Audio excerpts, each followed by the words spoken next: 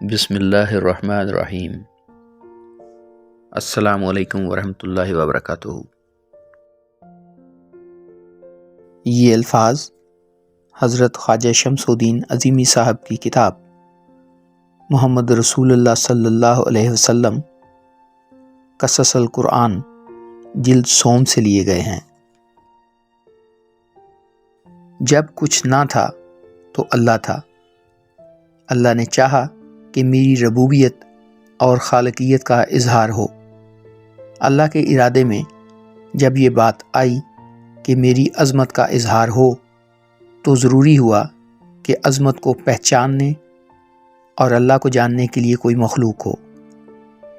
جیسے ہی اللہ نے یہ چاہا کہ میں پہچانا جاؤں، خالق کے ارادے میں جو کچھ تھا قاعدوں، ضابطوں، فارمولوں اور شکل و صورت کے ساتھ عالم وجود میں آ گیا۔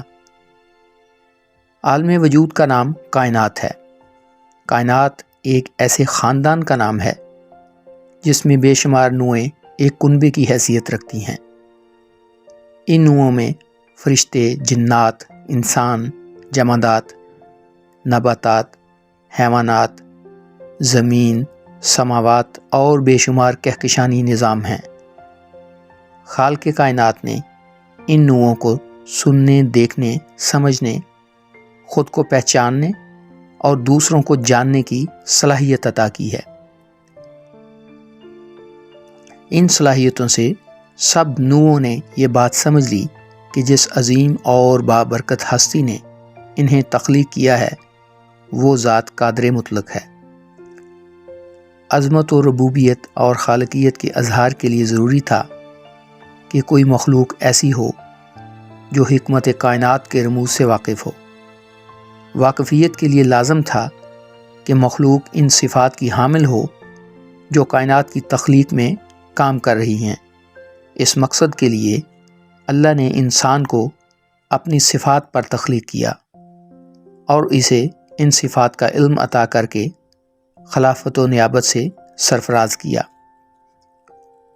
قرآن کریم میں جہاں انسان کی تخلیق کا تذکرہ ہوا ہے وہاں یہ بات بالوضاحت بیان کی گئی ہے کہ انسان کا خمیر مٹی سے گوندا گیا ہے اور اللہ تعالیٰ نے مٹی کو بجتی اور کھنکھناتی فرمایا ہے، یعنی خلا مٹی کے ہر ذرے کی فطرت ہے۔